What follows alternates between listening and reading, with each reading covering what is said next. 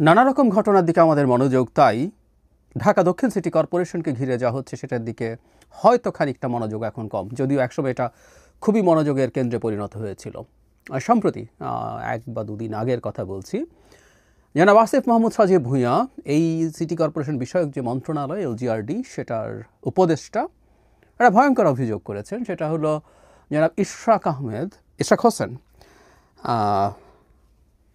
Criminal offence করছেন। মানে এটুকু শোনার সাথে সাথে আমাদের বলে দেওয়া উচিত তাহলে সরকার ইশরাক হোসেনকে গ্রেফতার করুক, মামলা হোক, সব কিছু। এই জায়গায় কেন চলে গেল, এখনও কেন কন্টিনিউ করছে, এটা আসলে খুবই গুরুত্বপূর্ণ প্রশ্ন। আমি জনাব আসিফ মাহমুদ কি বলেছেন সেটা একটু বলি, তারপর কথা বলি।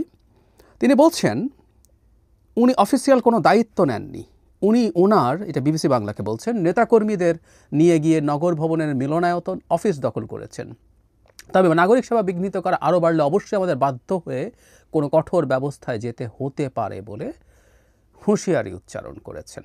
এবং তার বিরুদ্ধে অভিযোগ হচ্ছে তিনি সরকারি কাজে বাধা দিচ্ছেন। এটা হলো তার অভিযোগ। এটা একটা ক্রিমিনাল অফেন্স হিসাবে আমাদের পেনাল কোডে আছে, সেটাই তার অভিযোগ।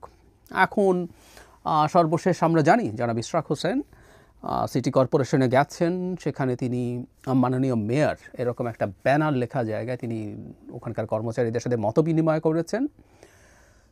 শুধু তাই না, তিনি এর আগে যেসব মুভমেন্ট করছিলেন সেখানে সিটি কর্পোরেশনের গেইটে তালা দেয়া, বিভিন্ন রুমে তালা দেয়া, এসব ঘটনা আছে।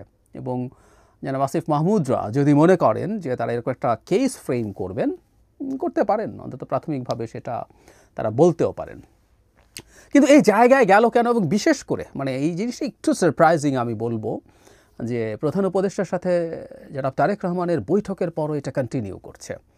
আমরা একটু পেছনে যাই এবং আমি এটা খুব দ্ব্যর্থহীন ভাষায় বলতে চাই, সেটা হলো ইশরাক হোসেনকে এই দায়িত্ব দিচ্ছে না সরকার নিজে এবং প্রধান উপদেষ্টা এটার অংশ।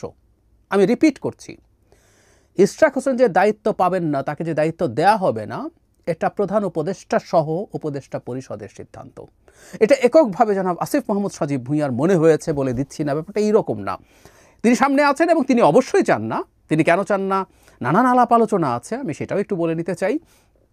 খুব সম্প্রতি গতকালই সম্ভবত একটা অডিও রেকর্ড আমাদের সামনে এসছে, যেখানে গাজীপুরের মেয়র নিয়োগের জন্য, প্রশাসক, মেয়র তো না, প্রশাসক নিয়োগের জন্য বিরাট অঙ্কের ঘুষ লেনদেনের আলাপ আছে। আমরা নিশ্চিতভাবে বলতে পারবো না, কিন্তু অভিযোগ আছে নানান রকম। এবং তারই এপিএসকে দুর্নীতির জন্য দুদক ডেকেছে, তার বিদেশ যাত্রা নিষিদ্ধ করেছে। এবং আমরা তখনই একটা কথা বলছিলাম, এপিএস টাকা খায়, এপিএস অসৎ, এপিএসের বিরুদ্ধে বহু টাকা দুর্নীতির অভিযোগ দীর্ঘদিন থেকে ছিল। কিন্তু তিনি যার এপিএস, তিনি একেবারে পুত পবিত্র, তার চরিত্র ফুলের মতো পবিত্র, এটা তো হওয়ার কথা না। সুতরাং জনাব আসিফ মাহমুদের বিরুদ্ধে আসলে অভিযোগ অনেক দিন থেকেই ছিল। তাহলে জনাব ইশরাক যদি এখানে দায়িত্বে না থাকেন, এখানে যদি প্রশাসক নিয়োগ করা যায়, এই নিয়োগ বাণিজ্য হতেও পারে। আমি কনফিডেন্টলি বলছি না, এটাও একটা ব্যাখ্যা হতে পারে, এখানে প্রভাব রাখার চিন্তা হতে পারে। কিন্তু যে কথাটা বলছিলাম, এটা আদতে প্রধান উপদেষ্টা সহ উপদেষ্টা পরিষদের সিদ্ধান্ত। কারণ দিনের পর দিন এটা নিয়ে সংকট চলছে। প্রাথমিকভাবে নগর ভবনের ওখানে গিয়ে জনাব ইশরাকের সমর্থকরা সেখানে বিক্ষোভ দেখাচ্ছিলেন, সেখানে একটু চাপ তৈরি করার জন্য তারা তালা দিচ্ছিলেন গেইটে, বিভিন্ন রুমে। তারপর 2-3 দিন তারা রাস্তা ব্লকও করেছিলেন। সো এই যে জনজীবনে যে দুর্ভোগের কথা বলা হয়, সব কিছু যখন হচ্ছে, এটা নিশ্চয়ই উপদেষ্টা পরিষদের মিটিংয়ে আলোচিত হয়েছে। আমরা নিশ্চয়ই জানি যখন উপদেষ্টা পরিষদ বসে, তখন বিভিন্ন মন্ত্রণালয়ের গুরুত্বপূর্ণ সিদ্ধান্তগুলো, গুরুত্বপূর্ণ ইস্যুগুলো নিয়ে উপদেষ্টা পরিষদ কালেকটিভলি সিদ্ধান্ত নেওয়ার চেষ্টা করেন। তো সেই কাজ তো নিশ্চয়ই তারা করেছেন। সেই কাজ তারা যখন করতে যাচ্ছেন, তখন খুব স্বাভাবিকভাবে ইস্যু এসেছিল। এবং জনাব আসিফ মাহমুদ সজীব ভূঁইয়া যদি এককভাবে কাজটা করে এবং সেটা যদি ঠিক বলে মনে না করে উপদেষ্টা পরিষদ, তাহলে তো খুব স্বাভাবিক কথা যে তাকে বলা হতো যে জনাব ইশরাককে শপথ দিয়ে দিন। কিন্তু সেটা তো হয়নি। তার মানে উপদেষ্টা পরিষদের পেছনে আছে। আবার একই সাথে জনাব ইশরাক যখন এটা করছেন, সেটা দলের সিদ্ধান্ত কতটা জানি না, কিন্তু দলের এন্ডোর্সমেন্ট আছে, দলের সমর্থন আছে। ওনার এটা যদি দল পছন্দ না করতো, তাকে নিশ্চয়ই দলের পক্ষ থেকে, দলের সর্বোচ্চ পর্যায়ে থেকে বার্তা দেওয়া হতো যে তুমি থেমে যাও, তুমি আর এটা কন্টিনিউ করো না। এখন না, আরও বেশ আগেই হতে পারতো সেটা। সুতরাং জনাব ইশরাক শুধুমাত্র তার সিদ্ধান্তে এটা করে বেড়াচ্ছেন তা না। আমি প্রথম যখন এটা হচ্ছিল, তখন আমি এটাকে আসলে একটা প্রক্সি ওয়ার বলছিলাম। এটা আসলে একটা শক্তি পরীক্ষার ক্ষেত্রে পরিণত করা হয়েছে। সরকার বিএনপির শক্তি দেখতে চাইছে, বিএনপিও সরকারকে চাপ দিয়ে তার দাবি অর্জন করতে পারে কিনা দেখতে চাইছিল। বাকি যা যা লিগ্যাল আলোচনা এগুলো একেবারে বাকওয়াজ, কারণ আমি ওই নিটিগ্রিটিতে যাচ্ছি না। হাস্যকর সব যুক্তি সরকারের দিক থেকে দেওয়া হয়েছে এবং এই সরকারের একটা নজির আছে, যদিও সরকার বলছে সে সময় একজন ভিন্ন এলজিআরডি উপদেষ্টা ছিলেন। এলজিআরডির উপদেষ্টা যদি জনাব হাসান আরিফ, উনি মারা গেছেন, যদি ভিন্ন একজন থাকেন তার জন্য আইন ভিন্ন হবে, তা তো হতে পারে না।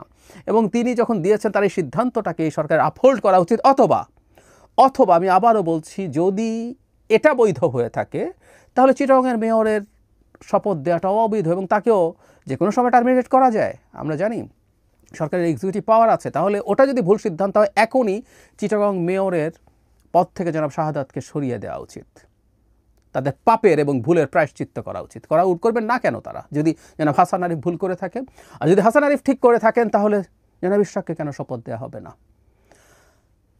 সর্বশেষ এমনকি যখন উচ্চ আদালত সর্বশেষ জানিয়ে দিল যে এক্ষেত্রে নির্বাচন কমিশনেরই সিদ্ধান্ত যেটা ছিল সেটাই এখতিয়ার সম্পূর্ণভাবে তারপর শপথ দেওয়া হয়নি। আসলে অপেক্ষা করা হচ্ছিল এই যে সিটি কর্পোরেশনের মেয়রের মেয়াদ সেটা পার হওয়ার জন্য, এবং সেটা যখন পার হয়েছে তখন কিন্তু জনাব আসিফ মাহমুদ বলছেন এখন আর কোনো সুযোগই নাই, কারণ এর মেয়াদই পার হয়ে গেছে। তাহলে এপ্রিলে যখন জনাব ইশরাক হোসেনকে শপথ দেওয়ার জন্য ট্রাইব্যুনাল বলেছে, ট্রাইব্যুনাল যখন প্রথম তাকে মেয়র বলছেন, নির্বাচন কমিশন যখন তার গেজেট প্রকাশ করেছে, তখনও শপথ না দেওয়া হয়ে মামলা হয়েছিল। আমরা জানি এখন হাসিনার মতো কেউ জিজ্ঞেস করলে বলবে যে কোনো সংক্ষুব্ধ নাগরিক তো মামলা করতে পারেন।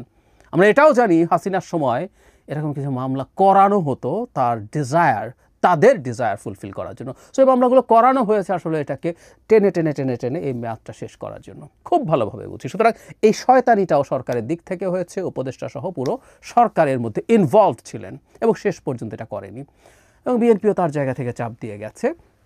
এবং এটা সত্য, ওই সময় সরকারের সাথে বিএনপির এক ধরনের টেনশন গ্রো করছিল।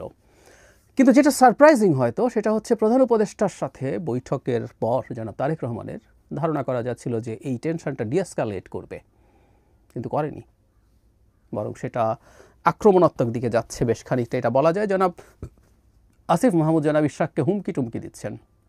উনি যদি মনে করেন সরকার যদি কেউ ক্রিমিনাল অফেন্স করছে বলে মনে করেন, তাহলে আসলে কথা টথার কিছু নাই। ওই সরকার কেন বক্তব্য দিবে? স্ট্রেট অ্যাওয়ে আমরা সরকারকে এফেক্টিভ দেখতে চাই। জনাব ইশরাককে গ্রেফতার করুন, উনি সরকারি কাজে বাধা দিচ্ছে, উনি ঝামেলা করছেন, তার বিরুদ্ধে মামলা দিন, তার বিরুদ্ধে বিচার শুরু করুন, তাকে গ্রেফতার করুন। You should do that. আমরা দেখতে চাই যদি মুখে কেউ এটা উচ্চারণ করে থাকেন সেটাকে তারা এক্সিকিউট করবেন। কিন্তু তারা এই ধরনের রেটরিক ব্যবহার করছেন, এক ধরনের হুমকি দিয়ে মনে করছেন সরাতে পারবেন। জনাব ইশরাক যেভাবে মেয়র লিখে তিনি বসেছেন, এটুকু পর্যন্ত তার যাওয়া ঠিক হয়েছে কিনা এই সমালোচনা করছেন অনেকে, এই সমালোচনা করা যায়। কিন্তু আমি অন্তত এই পুরো সিনারিওটাতে একটা জিনিস দেখছি, বিএনপি কিন্তু অ্যাক্ট করছে না, বিএনপি রিয়্যাক্ট করছে। প্রত্যেকটা জিনিস, এই যে প্রথম থেকে শপথ দেওয়া হলো না, এরপর যা যা করা হয়েছে প্রত্যেকটা যখন বিএনপি দেখছে, বিএনপি না বলে আমরা আসলে এভাবে বলবো, জনাব ইশরাক এবং তার সমর্থকরা, এবং অবশ্যই আবারও বলছি বিএনপির এন্ডোর্সমেন্ট আছে, যে প্রত্যেকটা ক্ষেত্রে যখন দেখা গেছে যে সরকার আসলে একটার পর একটা ব্যারিয়ার তৈরি করছে জনাব ইশরাককে শপথ না দেওয়ার জন্য, তখন খুব স্বাভাবিকভাবেই বিএনপি পাল্টা রিয়াকশান করে তার মাঠের শক্তি, তার মাঠে তার চাপ দেওয়ার সক্ষমতা শো করতে চেয়েছেন। এবং এই চাপের মুখে আরও কারণ ছিল, এর মধ্যে চাপের মুখে প্রধান উপদেষ্টা অভিমান করেছিলেন তিনি পদত্যাগ করবেন, মনে আছে আমাদের নিশ্চয়ই। বিএনপি দুদিন, মানে বিএনপির শাখের লোকজন 2-3 দিন রাস্তা ব্লক করেছেন, তাতেই একজন উপদেষ্টা এতটাই ক্ষোভ দেখালেন ক্যামেরার সামনে, অথচ তাদের ভাষ্যমতেই প্রায় 200 এরকম দাবি দেওয়া এবং রোড ব্লকেডের ঘটনা ঘটেছে। যদি তাই ঘটে থাকে, হঠাৎই 3 দিনে বিএনপির উপরে ক্ষোভ, আমরা বুঝতে পারি কারণটা কি। তো ওই টেনশনের সময়টা পার হয়েছে, যে বৈঠক হলো, তারপর অনেকটাই ডিএসকালেটেড হয়েছে বলে আমাদের মনে হচ্ছিল, দুই পক্ষই সাদা পতাকা উড়িয়েছেন, কিন্তু না, আবার এক ধরনের আক্রমণাত্মক অ্যাটিটিউড আমরা দেখছি। এবং আমি মনে করি যেটা জনাব ইশরাক যে অভিযোগ করেছেন, জনাব আসিফ মাহমুদ শপথ ভঙ্গের মতো কাজ করেছেন, যেহেতু তিনি প্রাথমিকভাবে দায়িত্বপ্রাপ্ত। আমরা সরকারের আগে এই উপদেষ্টাকেই বলবো, তিনি অনুরাগ বিরাগের বশবর্তী না হয়ে কাজ করার জন্য শপথ নিয়েছিলেন, কিন্তু তিনি বিরাগের বশবর্তী হয়ে জনাব ইশরাকের বিরুদ্ধে অবস্থান নিয়েছেন। এটা মনে করা যথেষ্টের বেশি যৌক্তিক কারণ আছে। এবং এই ব্যাপারে বিএনপিও যে খুব সিরিয়াস, তার একটা প্রমাণ হলো জনাব তারেক রহমান যেদিন 31 মানে ডিসেম্বরের মধ্যে নির্বাচন হতে হবে, খুব টাফ ভাষায় বলেছিলেন, সেদিন জনাব ইশরাকও একটা আলোচনার মধ্যে তার বক্তব্যের মধ্যে এনেছিলেন এবং ওনার বিরক্তি আমরা খেয়াল করেছি, হুইচ ইজ লজিক্যাল, যে সরকারের দিক থেকে এই ধরনের আচরণ করা। কিন্তু এখনও এটা কন্টিনিউ করছে। আমি সরকার কেন এটা মনে করছে যে তারা এখনও বিএনপির সাথে এই ধরনের একটা অবস্থান বজায় রাখবে, নাকি এটা নেহায়াতি একজন প্রশাসক নিয়োগ করা জনিত উপার্জন অথবা অন্য কোনো স্বার্থের কারণে, সেটা দেখা দরকার আছে। আর বিএনপি আমার মনে হয় এখান থেকে খুব বেশি সরেও আসবে না। আমি ব্যক্তিগতভাবে মনে করি বিএনপি মাঠে তার অবস্থান কোনো না কোনো ফর্মে রাখার চেষ্টা করবে। ফেব্রুয়ারিতে নির্বাচনের একটা প্রাথমিক ঐক্যমত্য হলেও দেয়ার আর মেনি প্লেয়ার্স, পেছনে পেছনে খেলছেন মানুষ আছে, সরকারের ভেতরে আছে, বাইরে আছে। সো কোনো না কোনো ফর্মে বিএনপি মাঠে থাকার চিন্তা করবে। সেটা এখন এই জনাব ইশরাক ইস্যুতে থাকার চিন্তা করতে পারে, ভবিষ্যতে তার খুব ব্লকেট টাইপের কিছু না, কিন্তু মিছিল সমাবেশ এগুলো সম্ভবত সে কন্টিনিউ করবে, যদিও সামনের সময়টা আবহাওয়ার দিক থেকে খুব ভালো না, ঝড় বৃষ্টি চলবে। এটা পেরিয়ে যাওয়ার পরও বিএনপি আমার মনে হয় তার মাঠের অবস্থান সরাবে না, এবং সরকার যদি এটার একটা কোনো ধরনের ভিন্ন কোনো ধরনের সুরাহা না করে, বিশেষ করে তার টেনেও শেষ হয়ে গেছে এটা বলে আর শপথ দেওয়া যাবে না, আমার মনে হয় না বিদ্যমান পরিস্থিতিতে এটা একটা সমাধানের পথ হতে পারে। দুই পক্ষই এখন তাদের মধ্যে আলোচনা করতে হবে, এবং আলোচনার মাধ্যমে যারা ইশরাককে কোনো না কোনোভাবে সিটি কর্পোরেশনে কি করা যেতে পারে সেটা আলোচনার মাধ্যমে ঠিক করে তারা একটা সমাধান করতে হবে।